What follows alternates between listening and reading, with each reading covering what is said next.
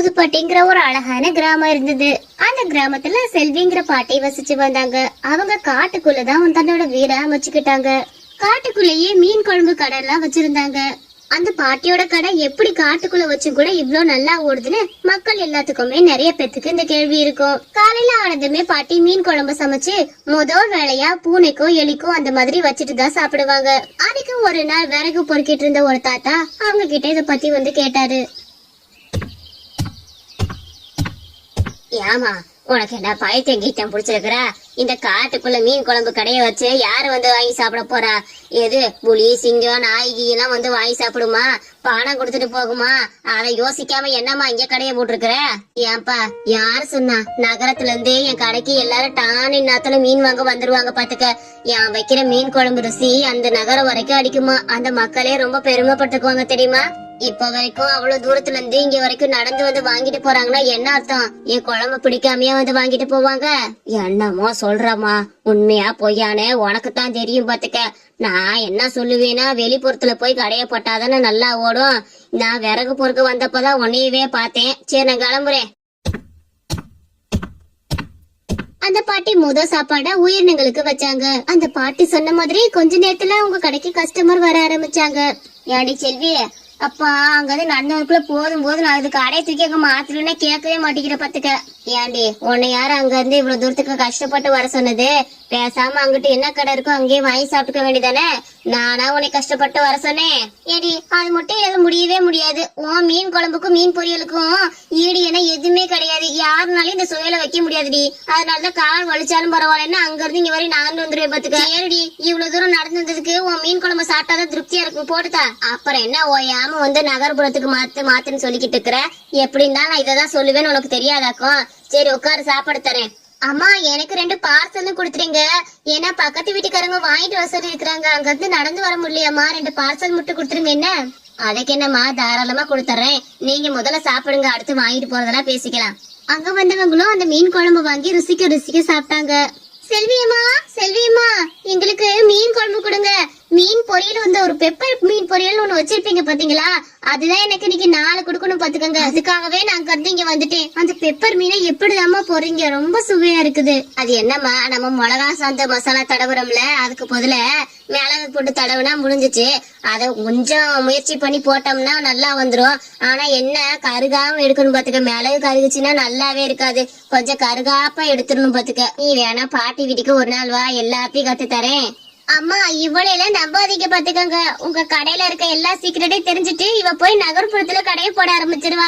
அப்புறம் உங்க கடைக்கு அவளதான் நஷ்டமாக்கி விட்டுருவா பாத்துக்கோங்க. இவ்வளவு நம்பி சொல்லி கொடுக்காதீங்க. அங்க வந்தவங்களும் சந்தோஷமா பேசிட்டு சாப்பிட உட்காந்துட்டு இருந்தாங்க. ஆஹா, ரொம்ப ரொம்ப சுவையா இருக்குமா. சரிங்கம்மா, நாங்க கிளம்புறேன். என்ன அந்த பாட்டி மிச்சம் இருக்கிறதெல்லாம் எடுத்து பூனை நாய்கள்லாம் வச்சுட்டு வீட்டுக்குள்ள போய் தூங்கலான்னு போனாங்க.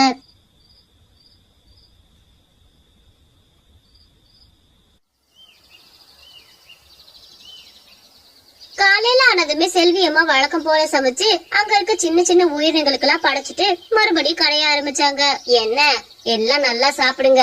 உங்களுக்கு முதல்ல சாப்பாடு வச்சுட்டு தான் நான் மத்தவங்களுக்கே கொடுப்பேன். நீங்க கவலைப்படாதீங்க. என்ன, நீங்க தான் நம்ம கடைக்கு விருந்தாளி.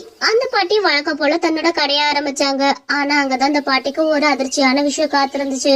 காலையில 6 மணிக்கெல்லாம் சமைக்க ஆரம்பிச்ச பாட்டிக்கு 7 மணி 8 மணிக்கெல்லாம் வியாபாரம் போக ஆரம்பிக்கும். ஆனா அன்னைக்கு 10 மணி ஆகியும் வியாபாரம் சரியாவே போகல. இது பாட்டிக்கு மேலும் மன உளைச்சலும் உண்டு பண்ணுச்சு.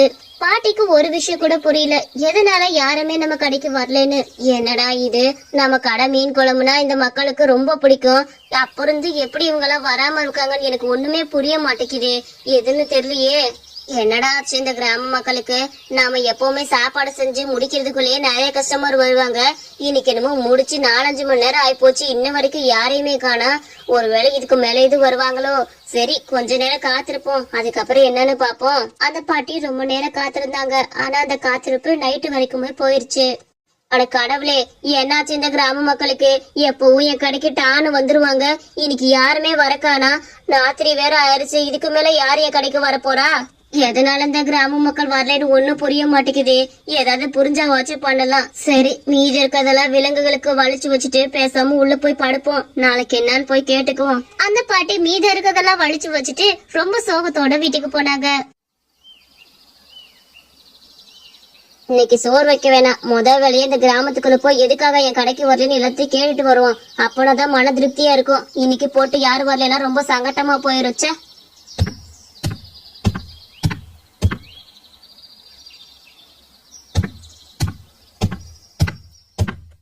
ஏமா அவந்திகா, அவந்திகா கொஞ்சம் வெளியே வரியாமா?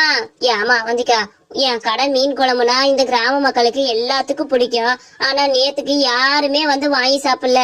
எதுனாலும் தெரிஞ்சுக்கிட்டா கொஞ்சம் நிம்மதியா இருக்கும். அம்மா, உங்க கடையில வந்து வாங்க கூடாதுன்னு இல்ல. அன்னைக்கு நாங்க வந்தோம்மா. அப்ப என்ன நடந்துச்சு தெரியுமா?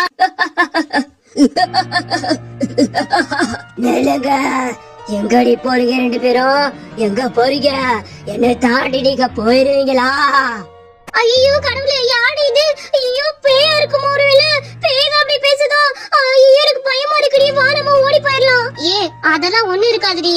ஏதாவது சும்மா ஏதாவது வேலைத்தனமா எதுவும் பண்ணுவாங்களோ என்னமோ. நீ வா, நம்ம முத பாட்டி கடைக்கு போய் மீன் குழம்பு சாப்பிட்டுட்டு அப்படியே கிளம்புவோம். எதுக்கு தேவையில்லாம இந்த இடத்துல எல்லாம் நின்னுக்கிட்டு வா போவோம். எனக்கு ரொம்ப பயமா இருக்குது. அந்த ஆள் மிரட்டுறது பார்த்தா ரொம்ப பயமா இருக்கு. வாடி பேசாம இப்படியே போயிருவோம். ஏண்டி அதெல்லாம் ஒண்ணும் இல்லைன்னு சொல்றேன்ல. வா, நான் இருக்கிறேன்ல, தைரியமா வாங்க போவோம். நீல சாலக்காரி, என்ன தைரியம் தான் எனக்கு பயப்படாம அவளை போன்னு சொல்லுவ. நீங்களை தாண்டி போயிட்டீங்கன்னா உயிரோட இருந்துருவீங்களான்னு பாத்துருவோம். இதோ வர இந்த இடத்துக்கு வரு. ஐயோ ஓடடி, ஓட முத. என்னம்மா சொல்றீங்க?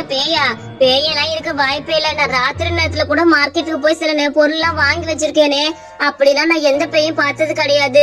நீங்க ஒண்ணும் பயப்படாதீங்க. இந்த சூழ்ச்சி தான் சீக்கிரமே நான் வெளிக்கொண்டு வருவேன். நீங்க யாரும் பயப்படாதீங்க. என்ன நான் சொல்ற வரைக்கும் நீங்க யாரும் என் கடைக்கு வர வேண்டாம். அம்மா, கொஞ்சம் உதவி பண்றியா? ஏதாவது ஒரு கலர் புடவை இருந்தா கொடுக்க முடியுமா? போமா, ஏதாச்சும் புடவை இருந்தா எடுத்துட்டு வந்து என் கையில கொடுப்போம்.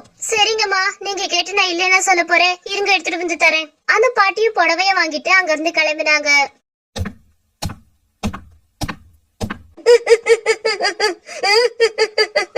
எங்க போற ரோஸ்?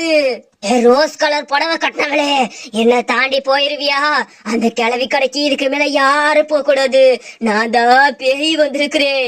என்னை மீறி போனீங்கன்னா உயிரோட இருக்க முடியாது. நீ என்ன வேணாலும் இருந்துட்டு போ. எனக்கு அதை பத்தி பயமே கிடையாது. நீ ஒரு பேயா இருந்தா என் முன்னாடி தைரியமா நின்னு பேசு. பேயா இருந்துகிட்டு ஒரு மனுஷன் முன்னாடி தைரியமா நின்னு பேச கூட உனக்குலாம் பயமாக்கும். இதுல நீ பேயின்னு சொல்லிக்கிற. என்ன என்னவே தூண்டி விட்டு பாக்குறியா? ஏதோ உன் முன்னாடி வரேன். இதுக்கு மேல உனக்கு நேரம் கிடையாது. நான் உன் முன்னாடி வந்துட்டேனா நீ உயிரோடு இருக்க மாட்ட. அங்க என்ன பாருவ, இங்க திரும்பி பாரு. ஐயோ, நீதான் பேயா? உன்னைய பார்த்தா எந்த பயமும் வரல பாத்துக்க. உன்னைய பார்த்தா சிரிப்பு தான் வருது. சிரிப்பு வருதா அழுக வருதா? நீ இத கொஞ்ச நேரத்துல பாத்துடலாம். இனி அந்த கடைக்கு போக முடியாது. என் கூட பேயா சுத்த போற. அப்படியா? என்னை தாண்டி நீ அந்த பாட்டி ஏதாச்சும் பண்ணிரு பாப்போம். போலீஸ் என்னைய லேஸ் பட்டவே நினைக்காத. இந்த பேய்க்கு போலீஸ் யாருலாம் தெரியாது. என் கைக்கு யாரு கிடைச்சாலும் பேயா மாத்திருவேன். சொல்லிக்கிட்டே இருக்கேன், என்ன வாய் பேசிட்டு இருக்க? கரெக்டா மக முடிய. ஏய், நீ அந்த தோசை கடைக்காரன் தானே? என்ன தைரியம் இருந்தா இப்படி போட்டு எல்லாத்தையும் பயமுத்திட்டு இருப்ப? ஒழுங்கு மரியாதை எதுக்கு இந்த வேலை பார்த்தேன்னு சொல்லு. ஐயா மன்னிச்சிருக்க, இந்த கிழவி கடை நல்லா போயிட்டு இருந்துச்சு. இந்த மீன்கார கிழவி கடை, அந்த கடையை தடுத்து விட்டோம்னா நம்ம கடையை வருவாங்க. இருந்தா அப்படி பண்ணிவிட்டே பாத்துக்கோங்க. மன்னிச்சிருக்கையா, இனிமே அப்படி பண்ண மாட்டேன். நீ விட்டுருக்க. நான் யாருன்னு நீ பாக்க வேணாமாடா கண்ணா. இரு, என்னோட முகத்தையும் காட்டுறேன். எப்படி உன்னை கொக்கி போட்டு தூக்கணுமா? இதுதான் இந்த செல்விங்கிறது. இவனை அரெஸ்ட் பண்ணுங்க சார். இப்படியே விட்டா எல்லார் பொழப்பை கெடுக்கணும்னு நினைப்பான் இவன். எம்மா எம்மா, தயவு செஞ்சு மன்னிச்சிரு. தெரியாதனமா அப்படி பண்ணிவிட்டேன். மன்னிச்சிருமா ப்ளீஸ்மா. அவன் எவ்வளவு கெஞ்சியும் அந்த பாட்டி கேட்கவே இல்ல. ஊர் மக்கள் முன்னாடி இவனை கொண்டு போய் நிறுத்தினாங்க. அவங்க எல்லாத்து முன்னாடியுமே தலை குனிஞ்சு நின்னா. இந்த கதை உங்களுக்கு ரொம்ப பிடிச்சிருந்துச்சுன்னா மறக்காம நம்ம அனிமேஷன் ஸ்டோரிஸ் சேனலுக்கு சப்ஸ்கிரைப் பண்ணிக்கோங்க.